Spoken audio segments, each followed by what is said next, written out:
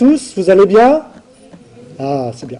Donc, moi, je m'appelle Jo Cadillon, je suis en charge des partenariats scientifiques, coordination des partenariats scientifiques au sein de la direction de la recherche, coopération et partenariat ici à l'ENA de Meknès.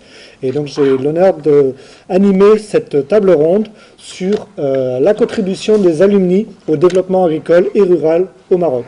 Donc, l'objectif de cette table ronde est de mettre en valeur les profils de Marocains qui sont allés faire des études supérieures en France et qui reviennent travailler ici dans le secteur agricole au Maroc. Avant de commencer, je vais inviter le directeur de l'ENA de Meknès, M. Saïd Amiri, de venir prononcer son discours de bienvenue. Saïd.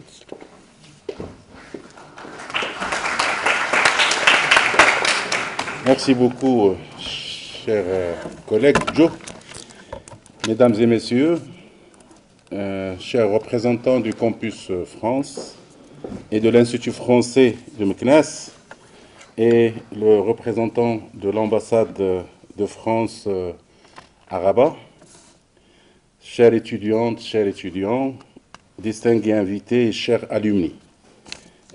C'est un honneur pour l'ENA de Meknès aujourd'hui d'accueillir aujourd'hui sur son campus cette première édition de l'événement France Alumni Spécial Agro. Donc ça veut dire qu'il y a plusieurs alumni, mais on va se focaliser juste sur les agronomes. Cette initiative, fruit d'une synergie exemplaire entre notre école, Campus France et l'Institut français de Meknès, s'inscrit dans une dynamique de coopération académique, professionnelle et humaine qui nous est chère. L'agriculture marocaine traverse une transformation structurante entre les impératifs de résilience climatique, la nécessité d'une intensification écologique et les ambitions de la stratégie Génération Green 2020-2030, notre secteur a plus que jamais besoin d'expertise pointue, de regards croisés et de ponts solides entre la formation, la recherche et l'innovation territoriale. C'est précisément dans ce contexte que prend tout son sens dans cette table ronde. Vous êtes quatre, que je connais très bien, alumni qui ont été choisis pour cette première édition et qui vont représenter, je suppose, des milliers de Marocains qui ont choisi la France pour parfaire leur parcours dans les domaines agro.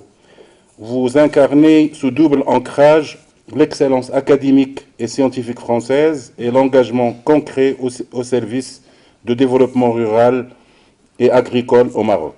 Votre parcours n'est pas seulement une réussite individuelle, mais c'est un levier de souveraineté alimentaire, un modèle de mobilité réussi et une preuve tangible que la formation à l'étranger, lorsqu'elle est pensée dans une logique de retour et de transfert, devient un véritable accélérateur d'innovation au Maroc.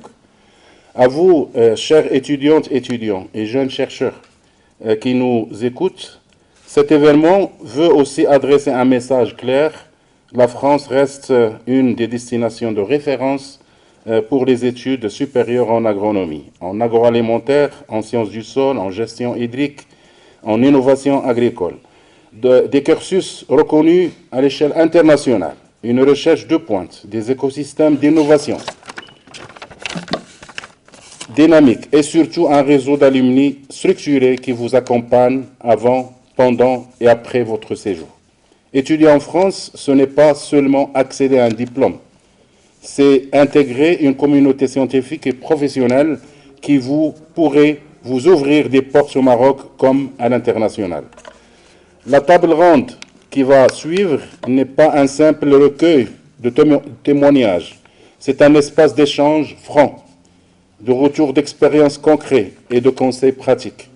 Nous parlerons de choix de formation, d'immersion professionnelle, de défis rencontrés, mais aussi et surtout de la manière dont ces compétences acquises en France se traduisent aujourd'hui en projets structurants, en initiatives entrepreneuriales et ou en politique publique au service de nos territoires. Je vous invite, chers étudiantes et étudiants, à poser des questions, à noter, à imaginer vos propres parcours. Chaque grande avancée agricole a commencé par un échange, une rencontre, un mentorat. Vous, où êtes les principaux bénéficiaires, saisissez cette opportunité. Au nom de l'École nationale d'agriculture de Meknès, je tiens à remercier chaleureusement Campus France et l'Institut français et aussi l'ambassade de France pour leur confiance, leur accompagnement institutionnel et leur vision commune de la mobilité estudiantine ou étudiante.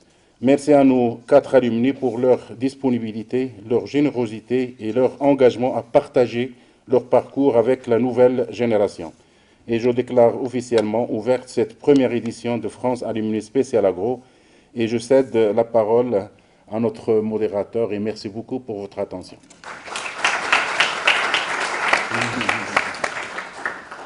Donc, sans plus tarder, je donne la parole au deuxième intervenant pour le discours, pour la partie française, le conseiller agricole de l'ambassade de France à Rabat, M. Bertrand Vivage. Bonjour à tous. Alors, je voudrais commencer par remercier les organisateurs de cette table ronde. Alors, cette table ronde, elle est organisée dans le cadre de la 4e édition des Journées mondiales des alumni, organisée par Campus France. Donc, c'est un événement qui est organisé à l'échelle planétaire par Campus France. Mais c'est vrai que là, c'est la première fois qu'on fait une journée spéciale agro au Maroc. Donc, c'est la 4e édition qui est sur le thème « Talent scientifique, découvrir, innover, entreprendre ». Voilà. Donc, merci à l'ENA de Meknès et à l'Institut français pour leur implication forte implication dans l'organisation de cette table ronde. Alors, en préambule, ce que je voudrais souligner, c'est que nous, les Français, on n'est pas les champions du monde des associations d'anciens élèves. Il y a des pays qui sont plus forts que nous pour gérer des associations d'anciens élèves et les utiliser comme un levier professionnel. Et je pense notamment aux pays anglo-saxons. Et j'en veux pour preuve le mot alumni. Le mot alumni, en fait, c'est un mot latin, donc qui a 2000 ans d'histoire, qui, dans sa racine, fait référence au fait que les nourrissons, les petits-enfants, on les nourrit et on les élève, et donc on les nourrit spirituellement, et ça leur forge leur esprit, et les alumni, en fait, c'est devenu vraiment une référence à la culture qu'on acquiert quand on est à l'école, quand on est dans un établissement de formation. Et ce thème alumni, en fait, il n'était pas du tout utilisé en France quand j'ai fait mes études, il y a 40 ans. Il était utilisé uniquement dans le monde anglo-saxon. Hein. Et donc, quand il arrivait en France, on s'est même demandé comment il fallait le prononcer. Est-ce que c'était alumni, alumni voilà. Donc, le mot est d'origine latine. Donc, il aurait pu naturellement venir dans le français, mais il a fait un détour par le monde anglo-saxon, ce qui prouve quelque part la force des réseaux anglo-saxons d'anciens élèves. Alors, c'est vrai qu'au départ, on n'était pas les champions du monde de cette affaire, mais ce que je voudrais souligner, c'est qu'on s'est amélioré quand même depuis quelques années, et je voudrais souligner les efforts qui ont été réalisés par Campus France pour faire vivre à l'échelle mondiale le réseau des anciens élèves des établissements français. La France accueille beaucoup d'étudiants étrangers et jusqu'à une quinzaine d'années, en fait, les choses n'étaient pas très organisées pour faire vivre ces réseaux. Et donc Campus France a mis en place un certain nombre d'outils qui permettent de faire vivre ces réseaux à l'étranger, dans chacun des pays, et a mis en place notamment une plateforme Internet, la plateforme France Alumni, qui est vraiment un espace d'échange des anciens qui ont étudié à un moment de leur cursus en France. Donc ça a été un outil. Donc là, maintenant, on voit apparaître ces journées mondiales des alumni. Donc voilà, donc on progresse sur notre appropriation de cet outil que sont les réseaux d'anciens élèves. Ici, au Maroc, je vois qu'ils sont parfois très actifs. Hein. Moi, je fréquente le réseau des anciens du CIDERA et de l'école d'agriculture de Témara. Je suis invité tous les ans à leur regroupement annuel. Et donc, je vois que c'est un groupe qui vit, où les gens se retrouvent avec plaisir. Et je vois qu'ici, le concept est très, très opérant, en fait. Voilà. Un élément récent, ça a été l'ouverture aussi à Casablanca de la maison des alumni. Et donc là, il y a un groupe qui a été créé qui s'appelle l'Agri-Club, où en fait les anciens qui ont fait une formation dans la sphère agro peuvent se retrouver au niveau de la maison des alumni de Casablanca. Donc ça, je voudrais le souligner. Ils ont été notamment mobilisés pour la recherche des intervenants pour cette table ronde. Voilà. Alors, je vais laisser les intervenants principaux de la table ronde présenter tous les acquis, enfin tout ce qu'ils ont pu retirer d'une expérience de formation dans un pays qui n'est pas le leur, nous expliquer un peu ce qu'ils en ont tiré, à la fois en termes professionnels, mais aussi en termes quelque part de vision du monde, peut-être. Et donc ça, ils sauront le dire mieux que moi. Ce qu'il faut savoir, c'est que côté français, aujourd'hui, nous, dans les écoles d'agronomie, et d'une manière générale, dans les écoles d'ingénieurs en France, la mobilité internationale est un passage obligé des cursus de formation d'ingénieurs. Hein. On a trouvé que c'était vraiment quelque chose d'important, l'ouverture sur le monde, l'acquisition d'une expérience dans un pays autre que la France. Et donc, c'est aujourd'hui un passage obligé de tous les jeunes qui suivent une formation d'ingénieur en France. Donc ça me paraît important à le souligner. Alors, ça peut prendre des formes très variées. Hein. Ça peut prendre des formes de stages de longue durée, ça peut prendre des formes de visites courtes d'études, ça peut prendre des formes de projets de fin d'études qu'on va faire à l'étranger. Ça peut être des semestres, notamment les semestres qu'on fait dans le cadre du programme Erasmus. Ça peut être aller compléter sa formation par un master qui vient en complément de la formation d'ingénieur. Donc voilà, il y a des formes relativement variées. Ce qui me paraît important de souligner, c'est que aujourd'hui, pour les étudiants de l'ENA de Meknès, il y a différentes fenêtres qui sont ouvertes de possibilités de compléter sa formation. Donc, soit après sa formation d'agronome, en allant faire un master complémentaire, par exemple. Hein, il y a pas mal de jeunes qui sortent de formation d'agronome du Maroc qui vont, par exemple, à l'Institut agronomique méditerranéen de Montpellier, ou qui vont suivre d'autres masters en France. Et puis, il y a les opportunités qui commencent à s'ouvrir de faire cette période de formation à l'intérieur du cursus de formation d'ingénieur agronome, avec notamment la semestrialisation des cursus, qui permet aujourd'hui, quelque part, d'aller passer un semestre à l'étranger qui sera comptabilisé dans les acquis pour la formation au Maroc, et le montage qui est en cours à l'ENAM de double diplôme, notamment avec l'Institut Agro, donc l'Institut Agro Montpellier, et je crois aussi quelque chose dans les tuyaux avec l'Institut Agro de Dijon. Voilà. Donc il y a pas mal d'opportunités qui sont ouvertes aux jeunes de l'ENAM. Alors, pour vous donner un peu un aperçu, une image de ce que c'est que le monde de l'enseignement agronomique en France, c'est 8 écoles d'agronomie publiques sous tutelle du ministère de l'Agriculture. C'est 2 écoles d'agronomie qui sont sous tutelle du ministère de l'Enseignement supérieur et de la Recherche. C'est 5 écoles d'agronomie privées. Et au niveau des écoles vétérinaires, il y a 4 écoles vétérinaires publiques et une école vétérinaire privée maintenant. Voilà. Et puis, il y a aussi le SIAM Montpellier qui propose des masters qui sont aussi d'excellentes opportunités d'aller compléter sa formation. Le vivier des étudiants agronomes en France, il est large. Hein. Les écoles d'agronomie accueillent 17 000 étudiants. Donc c'est un espace assez large.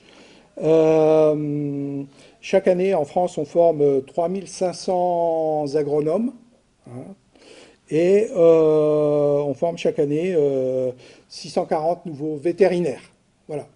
Donc, ce qu'il faut savoir, c'est que dans ce dispositif de formation agronomique et vétérinaire, on accueille chaque année entre 1000 et 1500 étudiants étrangers. Voilà, donc il y a de la place. Alors, je suis allé chercher un peu ces infos sur ChatGPT, et puis j'ai eu une surprise. Je me suis cru dans un gag de Gad Elmaleh quand j'ai interrogé ChatGPT, parce que je lui ai demandé le nombre d'étudiants des écoles d'agronomie françaises, et puis il m'a donné le nombre d'étudiants dans les écoles d'agronomie. Après, je lui ai demandé le nombre d'étudiants étrangers. Il m'a donné le nombre d'étudiants étrangers, une fourchette, hein, entre 1000 et 1500. Et tout seul, il m'a dit « Et tu veux savoir le nombre de Marocains ?» La question a été posée au Maroc. Mais j'ai trouvé ça assez incroyable, ce que permet aujourd'hui de faire l'intelligence artificielle. Et donc il m'a dit on n'est pas très sûr, parce qu'en France, on n'aime pas trop les statistiques par nationalité, etc. On est dans une culture un peu égalitaire, où on cherche à gommer un peu l'origine des gens. Néanmoins, il m'a dit qu'à AgroParisTech, il devait y avoir entre 20 et 50 Marocains par an, qu'à l'Institut Agro Montpellier, il y en aurait 30 à 70 par an, qu'à Rennes-Angers, il y aurait 15 à 40 Marocains par an, etc. Voilà. Donc c'est pour vous donner des petits ordres de grandeur, hein, et pour vous dire que c'est pas anecdotique, hein, la présence des étudiants marocains dans le dispositif français d'enseignement supérieur. Voilà. Et puis, ce qui est important aussi, c'est tout ce qui peut se faire pour ceux qui souhaitent poursuivre en thèse, puisqu'on a un dispositif de recherche agronomique en France qui est très développé. L'INRAE, notre institut de recherche agronomique, en gros, c'est 12 000 personnes, hein, qui travaillent à l'INRAE. Le CIRAD, c'est 1750 personnes. Donc voilà, donc tout ça, ça fait un vivier de laboratoires qui permet aussi d'offrir beaucoup d'opportunités de thèse, soit thèse complètement en France, soit thèse en co-tutelle. Hein. On cherche beaucoup à développer les thèses en co-tutelle. Et donc voilà, ça aussi, c'est une opportunité très, très importante. Voilà. Je vous remercie. Merci beaucoup Bertrand. Et donc sans plus attendre, on va maintenant commencer la table ronde. Donc j'invite les 4 intervenants à venir un par un, monter par là-bas, et puis quand je vous appelle. Alors d'abord, numéro 1, monsieur Anis Bouftas, s'il vous plaît. Donc, vous pouvez venir vous asseoir jusqu'ici au bout. Donc, Anis Bouftas, vous êtes directeur des opérations à Promagri Maroc, qui est une entreprise de distribution d'intrants. Puis, monsieur Yassine Rardi. Yassine Rardi, il est enseignant-chercheur en irrigation ici à l'ENA de Meknès. Ensuite, on a madame Asmeh Kassimi Alaoui, s'il vous plaît. Sous vos applaudissements, madame Kassimi Alaoui, elle est ingénieure, elle travaille à la direction des entreprises publiques et de privatisation au ministère de l'économie et des finances. Et enfin, monsieur Hamza Messaoud, s'il vous plaît. Monsieur Hamza Messaoud, vous faites plein de choses. Vous êtes DG de la société Olivine, vous êtes secrétaire général adjoint du pôle de compétitivité Agrinova, juste derrière nous ici à l'ENA de Meknès. Vous êtes vice-président de Maroc Bio, l'association des producteurs marocains bio, et président de l'association régionale Fès-Meknès des producteurs bio. Donc voilà nos 4 intervenants. Je vais les rejoindre pour commencer cette table ronde.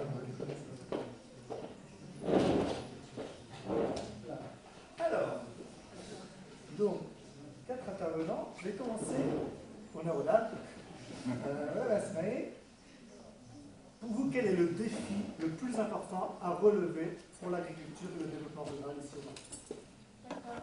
Du coup, je commencerai tout d'abord bonjour à tous et à toutes. Et ce fut un énorme honneur d'être aujourd'hui parmi vous. Je tiendrai tout d'abord à remercier monsieur le directeur, monsieur le directeur adjoint pour leur invitation. Et honnêtement, ça me fait énormément plaisir en fait, de faire mon retour à l'ENA après 4 ans de ma soutenance. Également, je tiendrai à remercier monsieur Bertrand. J'aimerais bien ne pas oublier quelqu'un, du coup, monsieur Bertrand, le responsable de Campus France. Et l'ambassade de France ainsi que les représentants de Campus France. Et puis effectivement, monsieur Joe et monsieur Tara pour leurs échanges et déjà pour l'activité. Et maintenant, je reviendrai à votre question. Et vous avez dit plutôt le défi majeur. Le défi majeur pour le développement agricole et rural ici au Maroc. D'accord. Et même si maintenant je ne travaille pas vraiment au milieu agricole, mais ce que je peux dire sur le défi actuel, excusez-moi, le défi actuel, c'est surtout en fait, je dirais, concilier la sécurité alimentaire peut-être, la préservation des ressources naturelles et en fait l'amélioration des milieux ruraux, notamment dans un contexte qui est marqué par la sécheresse, par le stress hydrique. Et je dirais que le Maroc, il peut en fait améliorer l'efficience de son agriculture, notamment par l'utilisation de l'eau et peut-être améliorer, ou je dirais, améliorer les opportunités dans les milieux ruraux. Et j'espère que j'ai pu répondre à votre question. C'est très bien, merci. Je passe à côté. Yacine, donc toi tu es ici enseignant en irrigation. Asmae a parlé du défi de l'irrigation et de la gestion de l'eau. Est-ce que tu es d'accord avec elle sur cette thématique comme grand défi pour l'agriculture ou est-ce que tu vois autre chose? Oui, complètement. Je vois que déjà, on est dans le domaine de l'agriculture. On peut dire qu'aussi que l'agriculture, c'est le premier consommateur en eau à l'échelle de tout pays. C'est un peu le chiffre de 70 à 80%. C'est un peu comme partout dans le monde. Ça veut dire que l'agriculture est le premier consommateur. Et actuellement, on fait face à plusieurs défis. On a par exemple le cas marocain, c'est le cas des changements climatiques. On passe, heureusement, cette année, on vient d'avoir une année très très humide avec beaucoup de pluie, heureusement, alhamdoulilah. Mais on a traversé 6 ans à 7 ans de sécheresse, qui était complètement difficile. Et l'un des défis, c'est arriver vraiment à équilibrer entre ces grandes variations, ces grands changements, et basculer d'un contexte de stress vers un contexte d'abondance. Et ça, c'est là les défis. Ça veut dire qu'il y a des demandes pour l'agriculture et pour tout autre usage qui sont constants et peut-être croissants aussi. Et il y a une offre qui est complètement, qu'on peut dire, aléatoire, qui change d'une année à une autre. Il faut savoir et puis arriver à concilier entre eux et réaliser aussi des équilibres entre l'offre et la demande qui connaît des grands déséquilibres. D'accord. Donc, déséquilibre de l'offre et de la demande en ressources naturelles. Ouais. Oui. Anis, vous êtes donc distributeur d'intrants pour le secteur agricole. Est-ce que vous êtes d'accord avec cette vision du problème principal étant les ressources naturelles, ou est-ce que vous avez une autre idée du grand défi à relever pour l'agriculture marocaine? Bonjour à tous. Je voudrais aussi à mon tour remercier le directeur, M. Amélie, pour l'invitation, M. Joe et toutes les personnes qui ont participé à mettre en œuvre cet événement. Bien sûr, je suis tout à fait d'accord avec mes confrères. L'agriculture au Maroc est un enjeu, est un secteur principal aujourd'hui, comme on le sait tous. Et le Maroc doit continuer à œuvrer pour améliorer l'agriculture, pour suivre le virage de la transition écologique et continuer d'apporter des solutions pérennes et durables, que ce soit en matière d'intrants agricoles, en matière de disponibilité d'eau, et continuer aussi à permettre à l'agriculteur d'avoir accès à ces solutions, d'avoir accès à des produits, à des solutions qui suivent ce qui se passe dans le monde et ne plus considérer l'agriculteur marocain comme un agriculteur d'un pays en voie de développement, mais qui est aujourd'hui un agriculteur qui est connecté, qui sait ce qui se passe, et donc pouvoir l'accompagner et le suivre afin qu'il puisse répondre à ses exigences et pour pouvoir atteindre ses objectifs de rendement, de mettre des produits sur le marché. Je parle des deux catégories d'agriculteurs, ceux qui produisent des produits locaux et ceux aussi des agriculteurs qui font de l'export. Donc oui, je suis tout à fait d'accord et il faut les accompagner, les suivre. Aujourd'hui, le Maroc est la première puissance agricole en Afrique. Et pour vous, M. Hamza, quel serait le défi du développement agricole ou rural ici au Maroc, le défi principal? Merci.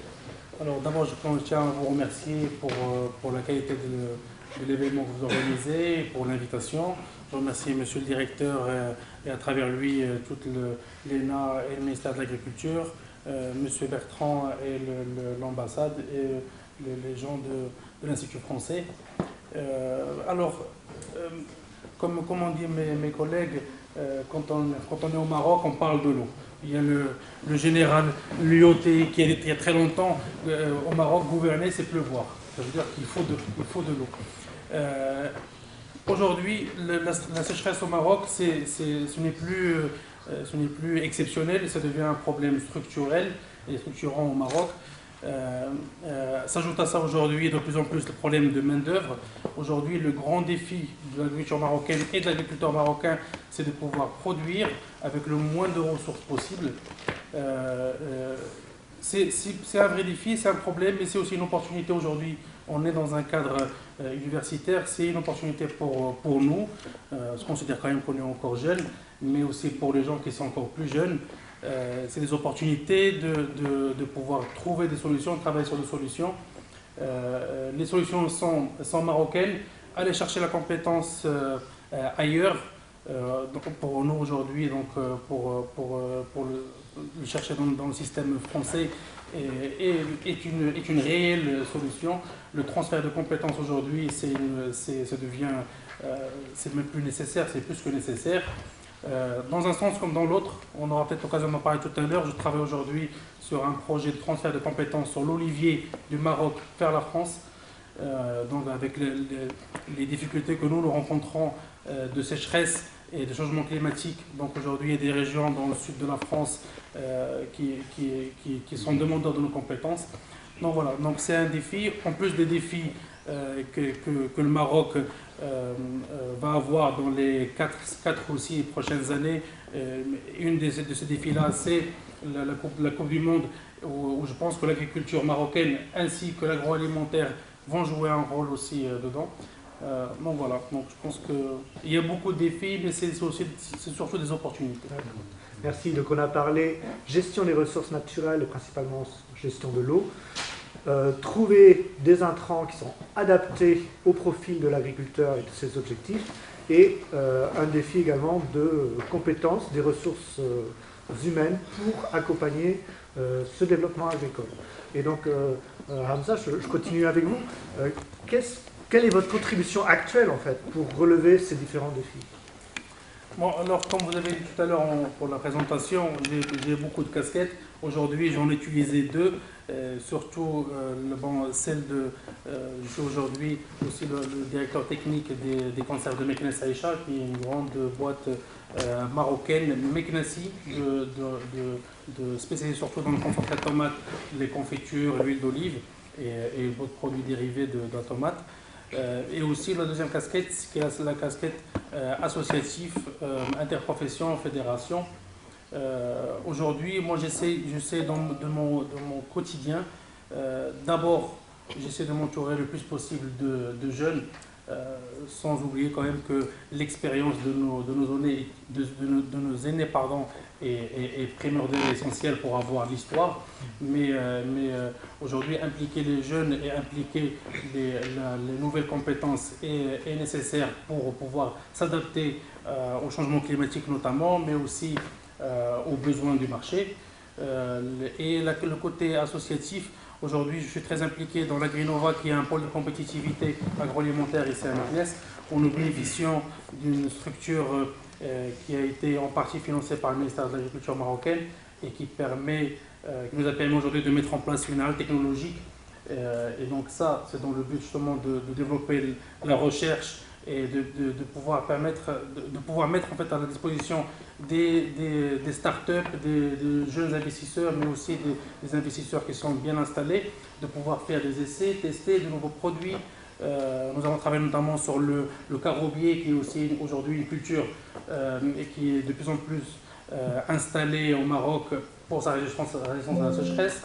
On travaille sur beaucoup d'autres produits comme ça, mais aussi je parle aussi des interprofessions au Maroc bio. Je sais que dans l'ENA elle-même, il y a aussi un pôle agroécologie qui est en train de se mettre en place et qu'on encourage, même si l'agriculture biologique et l'agroécologie, c'est deux choses différentes, mais le résultat final est le même, c'est de pouvoir préserver nos ressources, les utiliser au mieux possible et surtout permettre à nos agriculteurs de pouvoir rester dans leur agriculture, ce qui est quelque chose qui est primordial, et surtout de plus en plus mieux vivre de cette agriculture-là. Merci. J'en profite pour dire que la spécialisation agroécologie de l'ENA vient d'officialiser le fait qu'elle fait aussi de l'agriculture biologique. Je passe de l'autre côté du panel. Anis, de votre côté, quelle est votre contribution actuelle dans votre profession, enfin dans votre cadre professionnel, pour relever les défis de l'agriculture marocaine? Alors donc, comme j'avais dit, donc moi je travaille à Promagri, qui est une société marocaine d'importation et distribution d'intrants agricoles. Donc c'est tout ce qui est produits phytosanitaires et engrais au Maroc. Donc Promagri est une société qui a été créée en 1950, société familiale aujourd'hui. Donc ce qu'on fait depuis de nombreuses années, c'est mettre à la disposition des agriculteurs des produits phytosanitaires. Et pour avoir un produit phytosanitaire au Maroc, il faut avoir une homologation. Il faut l'homologuer auprès de l'ONSA, à Rabat, donc l'organisme sanitaire de sécurité alimentaire. Donc, il faut déposer un dossier. Donc j'explique un peu comment ça se passe, un peu pour les produits phyto. Donc aujourd'hui, un agriculteur a besoin d'un produit phytosanitaire, un agriculteur conventionnel a besoin d'un produit phytosanitaire pour pouvoir produire ses cultures, donc tomates, carottes, myrtilles, à part s'il est en agriculture biologique. Et bien en agriculture biologique, nous avons besoin de produits homologués en agriculture biologique, tels que le cuivre, le soufre ou autre chose. Donc pour tous ces produits-là, il faut passer par le processus d'homologation auprès de l'ONSA. L'ONSA, aujourd'hui, depuis ces 10 dernières années, il y a un processus de jumelage avec l'Europe, et plus précisément avec la France. Donc quand un produit est supprimé de l'Union européenne ou de la France, 2 à 3 ans après, il est retiré de l'agriculteur marocain. Donc son homologation est retirée au Maroc aussi. Donc aujourd'hui, nous, en tant que société marocaine, on se doit de trouver des remplaçants, des produits remplaçants, des produits biologiques, parce qu'en général, les produits qui sont retirés, ce sera des produits principalement très chimiques, avec forcément un danger pour l'environnement. Donc notre objectif, c'est de permettre le renouvellement de la gamme des produits phytosanitaires au Maroc, en homologuant et en mettant sur le marché marocain des produits plus soft, plus neutres, des produits biologiques, et c'est un très grand challenge. Donc on œuvre avec nos fournisseurs étrangers pour chercher ces produits-là, donc des produits à base de bactéries, à base de champignons, à base d'extraits naturels de plantes. Donc il y a tout un nouveau marché qui est en train de se débloquer. Et donc nous travaillons sur ça pour trouver des produits corrects qui marchent au Maroc, que l'agriculteur puisse acheter, afin de les homologuer et pouvoir les mettre à disposition d'agriculteurs marocains. Donc on travaille sur ce renouvellement de gamme, voilà, qui est très challengeant, et que d'ailleurs dans 10 ans, je pense que le marché phytosanitaire va complètement être changé et va ressembler davantage à ce qui se passe dans les pays développés européens. Merci. Asmae, vous travaillez maintenant au ministère de l'économie et des finances au Maroc. En quoi est-ce que vous êtes toujours en lien avec la communauté agro et pour essayer de relever ces défis du développement agricole? Oui, d'accord. Et du coup, oui, comme vous avez dit, normalement, moi, je travaille actuellement au ministère des Finances à Rabat. Du coup, je me suis un peu éloignée du milieu agricole, au moins d'une manière directe. Parce que là, si vous voulez, en fait, on travaille d'une manière indirecte. Parce que, en vrai, en fait, l'objectif, ou plutôt, en fait, quand on travaille au ministère, l'objectif, c'est d'améliorer la gouvernance et la mise en place des politiques publiques. Du coup, quand on dit mise en place des politiques publiques, c'est ce qui pourra aider à relever en fait les défis que vous avez cités auparavant, tout ce qui est en fait des politiques publiques. Du coup, l'idée c'est ça. En vrai, je travaille en fait, c'est vrai que je travaille sur des dossiers qui n'ont aucun lien avec l'agro, mais je travaille également. Par exemple, aujourd'hui même, la matinée avant de venir, en fait, j'étais amenée à travailler sur un dossier des ABH. enfin, les agences des bassins hydrauliques. Du coup, en fait, on s'est réunis avec eux, etc. Et donc, oui, en fait, je travaille sur le milieu avec le monde agricole, mais pas d'une manière directe. Ouais, c'est ce que je pourrais dire. Merci. Et toi, Yacine, quelle est ta contribution actuelle, en fait, à tous ces défis? Ouais, en tant qu'enseignant-chercheur, il y a déjà deux tâches, c'est-à-dire d'enseigner et de faire la recherche. Pour le premier volet, tout ce qui est enseignant, déjà, il faut expliquer aux futurs ingénieurs agronomes tous les aspects liés à l'eau.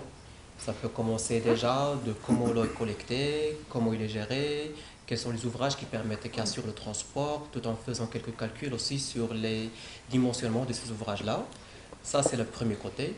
Et dans ce sens-là, je dispense des cours sur l'hydraulique, sur les aménagements.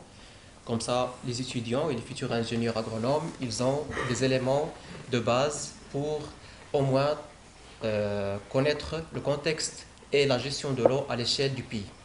Ça, d'un premier côté. D'un deuxième côté, le côté recherche.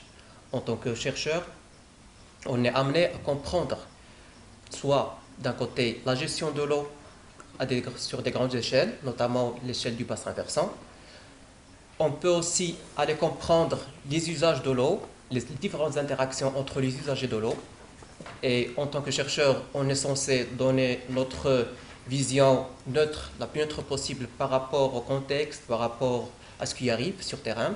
Il y a aussi le côté modélisation, c'est-à-dire pour un peu chiffrer aussi les flux d'eau sur des grandes échelles, sur des petites échelles. On est amené à faire des calculs, des travaux et chiffrer ces éléments-là.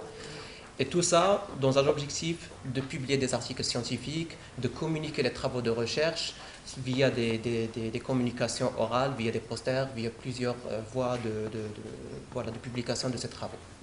Merci. Je reste avec toi, Yacine. Donc, je reviens maintenant sur ton parcours de formation.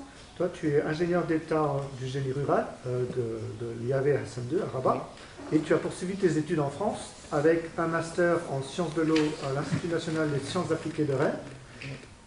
Et ensuite, tu as continué avec un doctorat, et même un double doctorat en sciences de l'eau, parce que c'était une co-tutelle entre l'IAV Hassan II à Rabat et l'Institut agro de Montpellier. Et donc, en fait, ma question, c'est pourquoi est-ce que tu allais faire des études supérieures en France dans le domaine agro? Bon, c'est une question, il faut remonter peut-être à 2019 ou bien 2018, lorsque j'ai obtenu mon diplôme d'ingénieur en génie rural.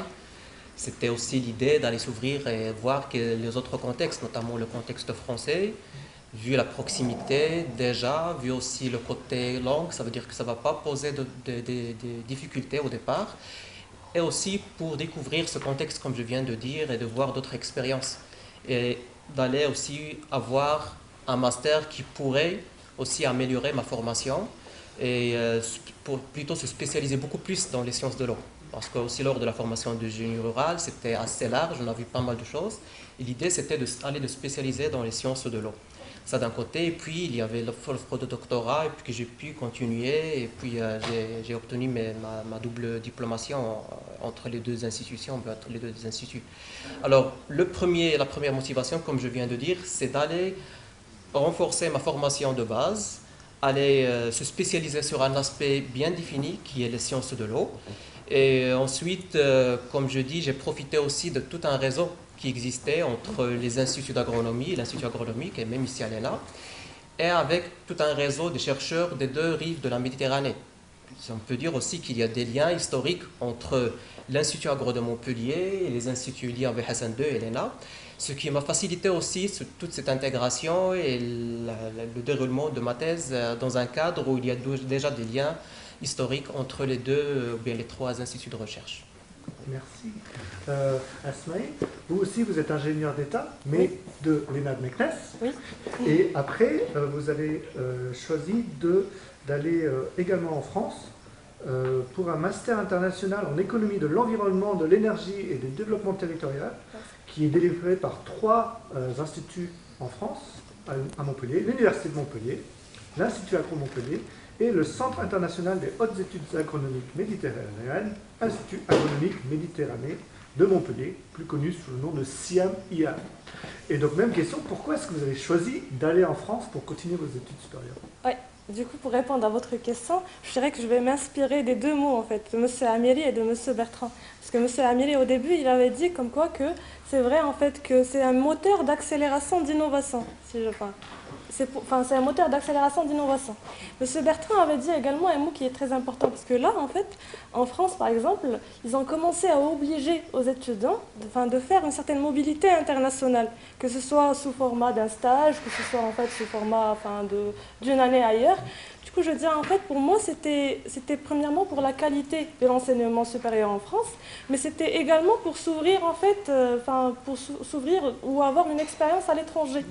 Et également, en fait, comme avait dit mon confrère, pour avoir un certain réseau. Du coup, en fait, le pourquoi, c'était déjà pour des raisons, effectivement, de s'ouvrir et d'avoir une expérience à l'étranger, et également pour des raisons, en fait, des raisons, je dirais, que s'ouvrir à l'étranger. Très bien. Je passe maintenant à Anis. Donc, Anis, vous avez un parcours très intéressant du point de vue français, parce que vous avez fait beaucoup de choses en France. Et donc, notamment, on a relevé que vous avez donc un brevet de technicien supérieur agricole en protection des cultures du lycée professionnel agricole de Carcassonne, qui vous a permis d'entrer ensuite en école d'ingénieur. Donc, vous êtes diplômé d'ingénieur agronome de l'Institut Agro-Dijon, et vous avez poursuivi ensuite par un master en entrepreneuriat à l'école de commerce EM Lyon. Et donc, la même question pour vous. Pourquoi est-ce que vous avez choisi la France pour faire vos études supérieures? Alors moi, je vais parler un peu plus aux étudiants, même je ne sais pas où ça va passer la vidéo, à ceux qui passent leur bac et qui ne savent pas vraiment ce qu'ils vont faire. Je vais faire un peu plus d'histoire. Moi, j'ai eu mon bac en 2006 à Casablanca, dans un lycée marocain, un bac marocain. Donc j'avais 17 ans à l'époque, je ne savais pas vraiment ce que je voulais faire. Donc je ne me suis pas préparé à partir en France. À 17 ans, on est encore très jeune. Donc après mon bac, il y a quelque chose que je n'ai pas tout mis dans le CV que je vous ai envoyé, Joe, excusez-moi.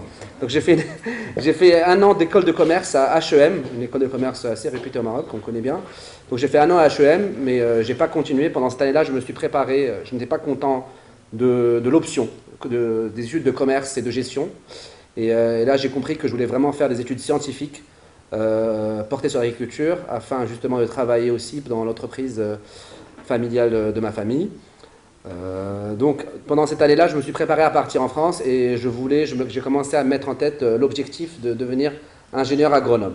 Donc j'ai commencé à chercher en 2006 et là j'ai trouvé des écoles en prépa intégrée.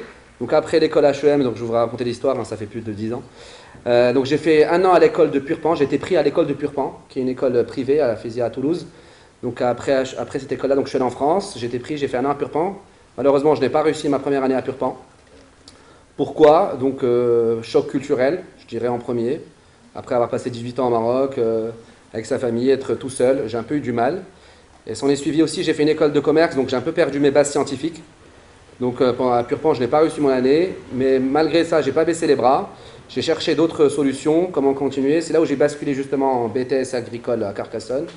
Donc où j'ai fait 2 ans à Carcassonne en BTS agricole. J'ai fini major de promo de mon BTS. Après cela, j'ai repassé les concours pour les écoles d'ingénieurs. Et c'est là où j'ai opté pour poursuivre à Dijon pendant 3 ans. Donc moi, pour répondre à votre question, pourquoi la France? La France, j'ai pas honte à le dire, aujourd'hui pour faire une école d'ingénieur au Maroc, il faut avoir une très très bonne moyenne qui dépasse les 15-16 de moyenne, je ne sais plus à quel niveau on est aujourd'hui. Moi j'ai eu un bac avec une mention assez bien, donc j'ai cherché des solutions. Donc en France on peut faire des BTS, il existe des passerelles pour faire l'école d'ingénieur. Même à l'école, des écoles privées comme Purpan, on peut passer le concours, même avec une mention assez bien. Donc j'ai été pris, j'ai préparé mon concours. Donc c'est pour ça que j'ai choisi la France en premier lieu pour poursuivre mes études et atteindre mon objectif. Après cela, je suis tombé amoureux de la France. Aujourd'hui, je n'ai pas honte à le dire, j'ai une biculturalité, que ce soit française ou internationale. J'ai pu bénéficier du programme Erasmus. J'ai passé 6 mois en République tchèque lors de ma 4e année à AgroSup Dijon.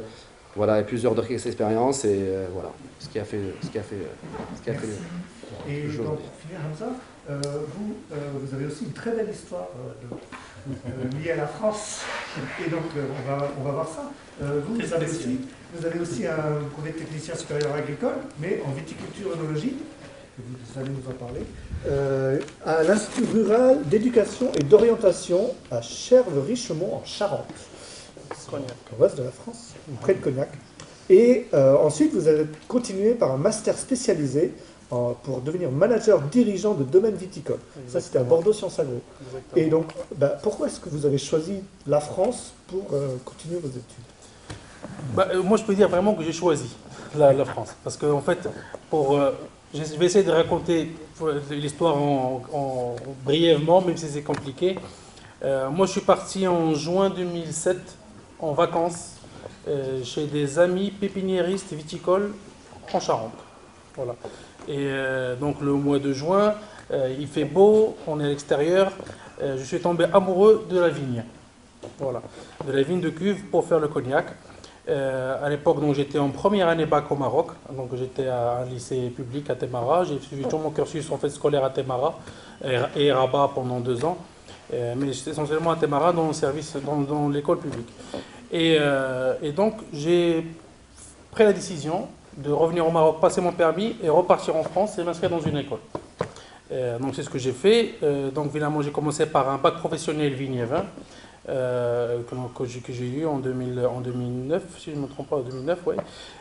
Après, donc je me suis inscrit dans un BTS dans la même école, IRIO Cherves-Richemont, un BTS, qu'on appelle BTS Axe, donc c'est gestion de domaine agricole en général. C'était plutôt en fait une transition pour moi parce que c'était dans le cadre d'une demande de visa. Parce que j'avais au début un visa élève pour pouvoir faire le bac pro, c'était avant le bac, mais après il fallait un visa étudiant parce que les formations étaient par alternance, donc apprentissage, donc il fallait être étudiant pour pouvoir travailler à mi-temps. Donc finalement, j'ai passé mon année de BTS Axe, pardon. J'ai eu mon visa, donc je me suis inscrit dans un BTS viticulture œnologie, où c'était vraiment la formation qui me plaisait énormément et qui me tenait à cœur, donc je l'ai fait. Je devais rentrer, en fait, à chaque fin d'étape, je me disais c'est la dernière et je rentre au Maroc. L'idée, dès le début, c'était de partir en France, faire cette formation-là, parce qu'en même temps, la famille ici à Meknes commençait un projet viticole, et donc je me suis dit, voilà, ils l'ont pas fait pour moi, j'ai pas fait l'étude pour ça, mais ça tombait bien. Et donc tous les ans, je me disais, bon, je rentre, mais finalement, à chaque fois, il y avait une formation intéressante qui se présentait à moi, donc je continuais. Donc après le BTS viticulture œnologie, j'avais le choix, tout à l'heure je parlais avec Céanis, j'avais le choix soit de partir à Dijon pour faire ce qu'on appelle un DNO, un diplôme national d'œnologue, soit de partir plutôt dans la gestion, dans le management. Après concertation avec la famille et surtout avec mon père, il m'a dit écoute, fais le management, c'est dont on a besoin en fait ici. Donc finalement je suis parti à Bordeaux Sciences Agro où j'ai fait un master spécialisé en gestion de grands domaines viticoles et agricoles en général. Et puis aujourd'hui je suis toujours en relation d'abord avec Bordeaux Sciences Agro parce que je suis en train de préparer un VAE. C'est quoi un VAE? Une validation d'acquis par l'expérience, exactement. Et je suis en train de me préparer psychologiquement et d'organiser mon temps pour pouvoir attaquer aussi un MBA. Voilà. Et aussi avec en échange en fait entre Montpellier et ici. Voilà. Encore des projets d'études supérieures. Il faut pas s'arrêter. Mais surtout, moi, ce que je voulais passer en fait comme message aux étudiants, c'est que peu importe en fait où on va ou quelle étude on fait. L'essentiel, c'est qu'est-ce qu'on fait avec ces études-là après. Donc, il faut faire surtout quelque chose comme je rejoins Céanis où il faut pas avoir peur ni avoir honte d'arrêter quelque chose pour recommencer autre chose, parce que l'essentiel après, c'est qu'est-ce qu'on fait avec. Et quand on fait quelque chose qui nous tient à cœur et qu'on aime, on n'est jamais fatigué, on n'est pas lassé, on peut faire, on donne beaucoup plus en tout cas. Voilà. Donc c'est mon conseil, faites ce que vous aimez. Et donc qu'est-ce que vous a apporté votre séjour et vos études en France utile pour ce que vous faites actuellement? J'allais parler de rigueur, mais ça je l'avais déjà à la maison. Mais Alors, sincèrement, ce qui m'apporte encore aujourd'hui, parce que ça fait quand même maintenant 12 ans que je suis rentré au Maroc, c'est surtout les relations humaines. À titre d'exemple, j'ai lancé, notre société a lancé un projet de construction d'une unité de vinification, de production de vin dans la région de Meknès, donc par Aras Jarré. En fait, donc je me suis occupé de A à Z, de l'achat de terrain jusqu'à la construction et aujourd'hui même encore à la gestion de la société et la fabrication du vin. À part, donc maintenant, cette activité-là représente 40 à 50% de mon activité quotidienne, mais c'est quand même quelque chose c'est mon métier de base. Et pour l'anecdote, quand j'ai commencé ce projet-là en 2014, donc la construction, la première vinification, c'était en 2016. Il y a 5 de mes amis en France, de ma promo, quand j'étais à Charles-Richemont, qui, au pied levé, je les ai appelés, je leur ai dit, écoute, j'ai une équipe jeune qui n'a jamais travaillé dans une cave. Moi-même, donc c'est énorme donc, pour se lancer. Ils ont pris des billets d'avion, ils sont venus pour donner un coup de main, pour lancer le projet. Ils sont restés pendant 15 jours. Donc c'était très intense. Mais voilà, donc c'est des relations humaines, c'est aussi une compétence parce que quand on parle surtout du secteur de la vigne et du vin, la France c'est quand même une référence internationale. Donc voilà, donc c'est quand même quelque chose de très important. Et puis même au-delà de mes amis et collègues en fait des formations que j'ai faites, j'ai même gardé beaucoup de relations avec mes professeurs. En fait, que ce soit à l'IRIO de Charles-Richemont ou à Bordeaux Sciences Agro. Donc, ils m'ont rendu visite, que j'avais besoin de leur expertise à plusieurs reprises dans la vigne et dans le vin et dans l'agriculture en général. Donc, ils étaient là aussi. Donc, voilà, donc c'est une richesse quand même qui est très importante pour le travail au Maroc. Un capital humain en plus. Ouais. Et vous, Esmaïl, qu'est-ce que vous a apporté vos études en France pour ce que vous faites aujourd'hui? Oui. Alors, déjà, mon expérience en France, mon expérience avec la France a débuté en 2018. Dans le cadre du stage 250 qu'organisait l'École nationale d'agriculture de Meknès. Du coup, en fait, la première fois quand je suis partie en France, en fait, c'était dans le cadre d'un stage chez une famille d'accueil en Normandie. Et rester 1 mois et demi chez une famille d'accueil française, en fait, dans le cadre du stage qui était en relation avec les rosacées à pépins et enfin, tout ce qui est... Mais ce que j'ai acquis, c'était plus que du technique, mais également en fait c'était du relationnel. Et je dirais en fait que le relationnel c'est ce qui compte après, parce que comme avait dit mon confrère, en fait c'est vrai qu'on peut approfondir grâce à un master international. C'est vrai qu'on va acquérir en fait, on va approfondir, je dirais, les acquis pédagogiques qu'on a déjà eu au cours de notre formation. Mais le plus important c'est le relationnel et également avoir un esprit d'analyse. D'accord, du relationnel, esprit didactique. Et pour toi, Yassine, qu'est-ce que tu as... Sur certains points, je rejoins mes confrères. Tout ce qui est ouverture, tout ce qui est partage et tout ce qui est relations humaines. Mais il ne faut pas aussi négliger côté technique des choses, côté apprentissage. D'un côté, il ne faut pas dire, je dirais absolument qu'on a eu des formations aussi assez robustes au Maroc. Ça n'empêche d'aller aussi voir qu'est-ce qui se passe ailleurs et de voir aussi la formation et de croiser aussi les regards d'autres chercheurs qui travaillent sur plusieurs contextes. Ça permet aussi d'avoir cette vision d'ensemble.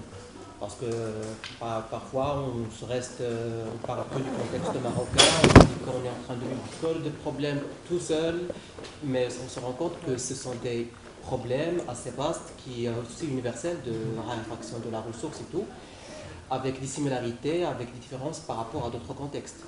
Mais voilà, l'objectif aussi, c'est d'avoir cette vue d'ensemble et de voir aussi l'autre vision des autres chercheurs qui travaillent sur plusieurs contextes. Et au-delà de tout ça, il y a tous des liens humains, des réseaux aussi, parce qu'en tant que chercheur, on ne peut pas travailler tout seul. Et on est amené à travailler à l'international, avec plusieurs pays, plusieurs contextes, et d'où l'intérêt de cette ouverture-là sur le contexte français, qui peut être aussi une ouverture vers d'autres contextes. Merci. Ouverture en termes d'horizon, relationnel, mais aussi approche pédagogique différente, approche scientifique parfois complémentaire. Merci. Et pour vous, Anis, qu'est-ce que vous a apporté vos études? Je peux reprendre ce que m'ont dit mes confrères. Bien sûr, une ouverture internationale, ouverture d'esprit aussi, je dirais, quand on part vivre à l'étranger dans un nouveau pays avec de nouveaux codes, on apprend à compter sur soi, on apprend une nouvelle façon de réfléchir, on est confronté à soi-même, donc prise de recul, on apprend de nouvelles choses, et puis la France reste une terre d'accueil, quoi qu'on dise. Donc non, c'était une très belle expérience, très belle, comme on dit quand on est étudiant, il faut savoir que c'est l'une des plus belles années de nos vies, hein, faut le savoir. Donc on rencontre des gens géniaux, avec qui on garde contact, donc lien humain, absolument. Après, oui, je ne vais pas reprendre pédagogiquement, oui, aujourd'hui on fait de très belles choses au Maroc, donc je ne dirais pas qu'il y a d'autres choses meilleures en France qu'ici, mais en tout cas une ouverture et une évolution très intéressante, qui nous permet de grandir d'une façon différente et tout aussi bien. Très bien. Donc ouverture de soi aussi. Oui. Je vais vous demander tous d'applaudir nos intervenants, s'il vous plaît. Et on a quelques minutes pour un échange avec la salle, donc à vous de poser des questions. Ils sont là pour ça. Si vous avez des questions sur comment faire des études en France, ou qu'est-ce qu'ils ont vécu, est-ce qu'ils ont des conseils, ou peut-être sur ce qu'ils font maintenant, peut-être que c'est ça qui vous intéresse plus. La salle, la parole est à vous. Levez la main si vous voulez. Si. Oui, là-bas, s'il vous plaît. Parlez fort. D'abord, je suis Mohamed Nissan. Ma question est à propos de particularité du marché agricole marocain et français. Est-ce qu'il n'y a pas un problème à propos de l'adaptation après les études en France, ici au Maroc? D'accord. Après avoir étudié en France, est-ce qu'on est toujours adapté au marché du travail marocain? Alors, c'est une très très bonne question parce que quand je suis rentré en 2014, en fait, quand on part aux études en France, à chaque fois qu'on revient au Maroc en vacances, on essaie de voir qu'est-ce qu'on a étudié en France, est-ce que ça s'applique pas, et généralement on se dit, dès que je vais revenir, je vais faire changer ça, je vais faire comme ce que j'ai vu dans mon stage, dans ça, donc voilà. En tout cas pour moi, quand on fait ses études en France, dans l'agriculture spécifiquement, c'est qu'il ne faut pas s'attendre à appliquer les mêmes choses. Pas du tout, parce qu'on a, quand on parle de terroir, le terroir, il y a beaucoup de choses dedans. Il y a le sol, il y a le climat, il y a l'humain. L'humain est très très important. Il y a la façon de faire les choses. Titre d'exemple, quand on parle en France de travailler l'interrang entre les lignes, en France c'est beaucoup d'enherbement, ici on travaille beaucoup le sol parce qu'on a d'autres contraintes. Mais par contre, étudier en France et pouvoir faire des stages dans des domaines en France, domaines agricoles en général, ça permet de développer un esprit critique.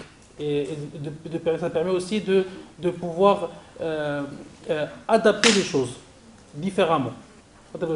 Donc, c'est pas facile, mais c'est très enrichissant au contraire. Il ne faut pas avoir peur de ça, au contraire.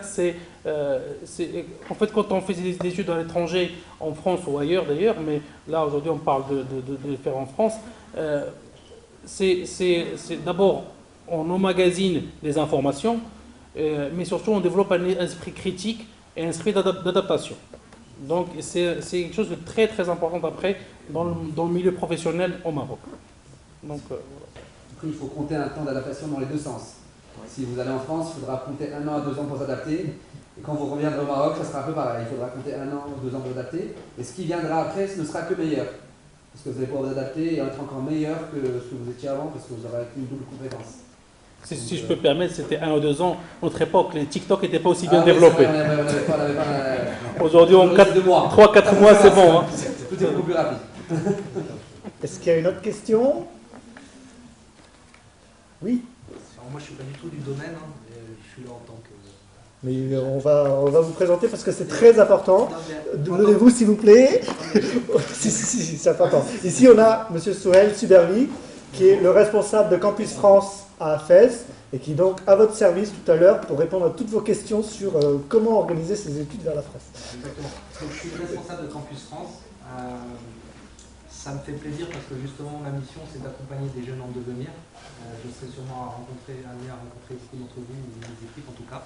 Et je tiens à remercier l'École nationale d'agriculture pour toute l'organisation de ce bel événement, l'Institut français de Meknès, et l'ambassade de France aussi pour sa très belle présentation du panorama des études en France et du réseau France Alumni.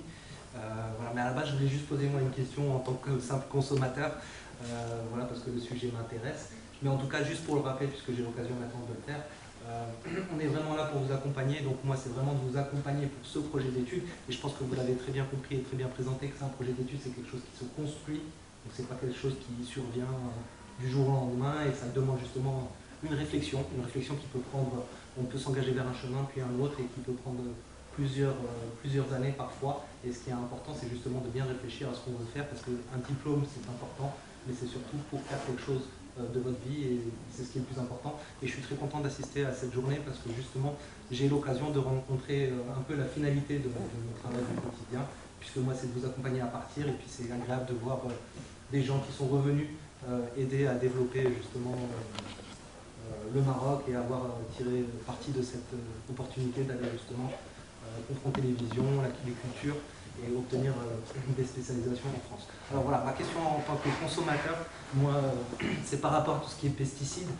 J'ai l'impression d'avoir des experts ici, et je vois et j'entends souvent parler d'alertes, de lots qui sont bloqués en Espagne, en France, tel produit, suite à justement des taux de pesticides qui sont trop importants. Et ces alertes-là, on les entend très peu sur le marché local. Est-ce que, voilà, c'est parce que les normes sont différentes, parce que, pour toute autre raison, est-ce que justement, puisque demain, on sera amené, par rapport aux produits phytosanitaires, si j'ai bien compris, à être sur de nouvelles normes, voilà, est-ce qu'on doit s'inquiéter? Est-ce que en tant que consommateur, tout est bien régulé, surveillé, ou c'est, bon, je ne sais pas, la question est ouverte. Amis, vous voulez tenter une réponse? C'est du protectionnisme caché. Sinon, c'est toujours mieux d'avoir son potager du soir.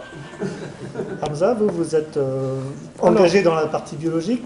Alors, comment est-ce que vous répondez à cette question? Pour rejoindre un petit peu Anis, c'est aussi il y a une connotation un peu politique. Enfin, c'est pas votre question, mais le sujet.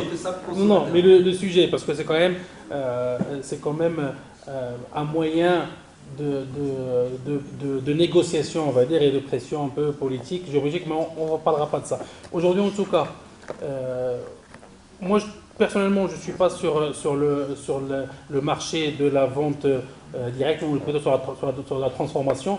Donc, nous-mêmes, nous avons notre propre exigence, d'abord, sur les résidus de pesticides. Je parle des conserves de Meknes Aïcha. Donc, nous avons un laboratoire qui est certifié COFRAC. Nous avons beaucoup de choses qui sont mises en place. Nous avons responsable qualité, traçabilité. Donc, on fait beaucoup de choses. D'abord, en notre domaine, parce qu'on est, pour titre d'information, on est Aïcha aujourd'hui et à 98% autosuffisante en production. C'est-à-dire que nos 4000 hectares qu'on exploitons nous permettent de faire nos produits, que ce soit le concentré de tomates, mais les concentrés de tomates ne rentrent pas dans les 4000 hectares parce que c'est de l'agrégation, un programme d'agrégation avec les agriculteurs de la région de l'Arab, mais on les contrôle tout aussi bien que nos propres domaines. Par contre, après, au niveau du Maroc et sur le marché du frais, il y a des services sanitaires qui sont aujourd'hui l'ANSA. Alors, quels sont les moyens qui leur sont donnés pour pouvoir ces contrôles-là? Je ne les connais pas, et je suis sûr qu'il leur en faut encore plus de moyens. Il y a tous les produits aujourd'hui, il y a ce qu'on appelle la DAR et le délai avant récolte, où généralement les agriculteurs se tiennent quand même à les respecter parce que c'est quand même quelque chose de très important. Par contre, après, au niveau des exportations, leurs exigences et leur minimum, et leur seuil minimum en fait sur les produits varient d'un marché à un autre. Quand on parle de marché russe, ce n'est pas le marché asiatique, ce n'est pas le marché européen, ce n'est pas le marché américain. Je pense que dans le contexte de l'exportation marocaine, il y a des contrats généralement entre les deux pays d'échange. Il y a des contrats entre l'importateur et l'exportateur. Les contrats ne sont pas toujours respectés d'un côté comme de l'autre. Nous pouvons nous retrouver avec des oranges qui devaient partir en Russie et qui ont un seuil de tolérance de 10, qui finalement les Russes ne les prennent pas, donc on va les orienter plutôt sur un marché asiatique que eux ils ont un seuil de 5. voilà, donc c'est des choses, peut-être après c'est aussi un problème de communication sur ces sujets-là, ce que je remarque moi personnellement, c'est-à-dire que ce soit, c'est des choses en fait que moi, dès que je peux, je le dis aux gens du ministère de l'Agriculture, aux gens de l'ANSA, de beaucoup de choses, il faut plus de communication pour le citoyen marocain, parce que votre question, elle est tout à fait légitime, et je me la pose moi aussi, en tant que consommateur aussi. Mais moi, je pense qu'il faut être plutôt rassuré, parce que nos exigences marocaines, elles n'ont rien à envier aux exigences européennes en tout cas. Voilà. Juste pour rajouter, je l'ai dit tout à l'heure, mais nous, en tant qu'importateurs et distributeurs de produits phyto, notre rôle, c'est d'être conseiller principalement. Donc notre rôle, c'est de conseiller l'agriculteur. Pour chaque produit, il y a une dose à mettre en place. Donc, pour qu'il respecte bien la dose homologuée, qu'il ne dépasse pas la dose, et qu'il respecte aussi le délai avant récolte. Donc il ne récolte pas après avoir traité, bien sûr.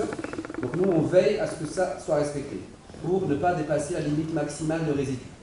Après, contrôler ce qui est mis sur le marché, nous, enfin, en tant qu'importateur et distributeur, c'est pas notre rôle, donc on n'est pas responsable de ça. C'est pour ça que j'ai préféré pas répondre en premier lieu. Mais après, ce qui est exporté, et ce qui est sûr, c'est qu'il est davantage plus contrôlé que ce qui est vendu sur le territoire national. Il y a beaucoup plus de mesures de contrôle, mais ça ne veut rien dire. Parce qu'en Europe ou en Russie, quand ils bloquent, ils vont bloquer sur un 0,001 parce qu'il y a une limite de résidus qui va être dégradée 2-3 jours après, en fonction du moment où tu vas consommer le fruit ou le légume en soi. Parce que le produit il est dégradé sur le temps et il disparaît au bout de plusieurs jours. Donc il n'y a rien à craindre. Une dernière question peut-être? Oui, au fond là-bas, s'il vous plaît. Bonsoir, je suis là. Bon, ma question c'est au regard de votre expérience, un parcours académique ou professionnel en France, est-ce qu'il apporte une réelle valeur ajoutée pour un ingénieur agronome qui souhaite ajouter une valeur ou bien travailler au sein du marché marocain?